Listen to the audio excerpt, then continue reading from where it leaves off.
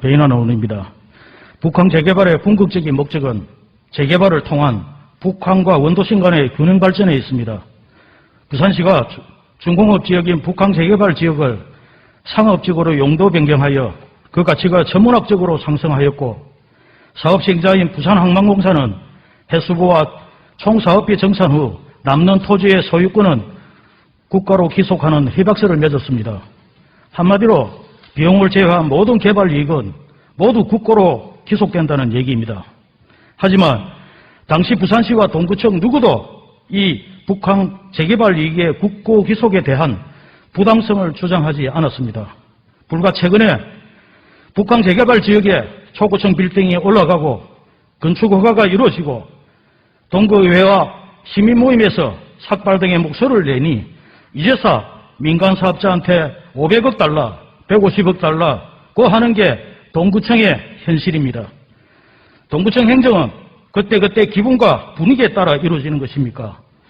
본 의원이 제7대 민성구청장 출범 초기에 북항에 대한 중요성과 함께 동구청 조직의 북한 재개발계 구성에 대해 강력히 요구를 했지만 지금은 시기가 아니다. 국책 사업에 우리가 할 역할이 없다. 라는 식의 답변만 늘어놓고 한방에 무시하고 해버렸습니다. 만약에 동구청 조직에 북한 재개발계가 구성되었고 홍보 분야에 치중하는 만큼의 반이라도 북한에 관심을 가졌다면 북한의 노론자인 오페라하우스와 일부 영상 IT 지역이 중국의 손으로 거의 넘어가지 않았을 것으로 예상됩니다. 해수부는 재개발을 통해 벌어들인 이익에 대해 국고 기속시킬 계획을 전면 철회하고 해수부, 부산항만공사, 부산시가 재개발 이익에 대해 협약식을 다시 맺어 5천억 정도 추정되는 북한 재개발 이익을 오로지 북한 재개발 지역과 원도심이 상승하는 목적으로 사용되어야 합니다. 최근 해수부가 아무런 명분도 없는 북한 통합개발 추진단에 대한 표적감사를 빌미로 약 1,700억 원이 소요되는 공공 콘텐츠 사업을 2달가량 중단하는 것을 보고 해수부 무용론까지 나오고 있습니다.